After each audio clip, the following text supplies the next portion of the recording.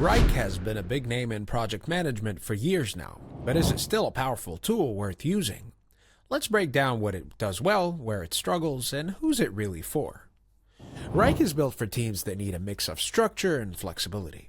It offers customizable dashboards, Gantt charts, Kanban boards, and real-time activity tracking, making it easy to manage everything from small tasks to complex workflows. Integration is another strength. It works well with Google Workspace, Slack, Salesforce, and over 400 other tools. Add in detailed reporting and workload balancing, and you've got a platform that appeals to project managers who want visibility at every level. But it's not without its drawbacks. Wrike's depth means that there's a learning curve, especially for smaller teams or freelancers who may not need all its advanced features. And while there is a free version, the real power is locked behind paid plans that can get kind of pricey. So is Wrike powerful? Absolutely. But it's built for medium to large teams running complex projects.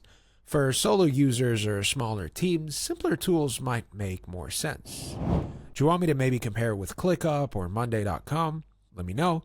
Do you want also a pricing breakdown of the different tiers that we have? Let me know in the comments.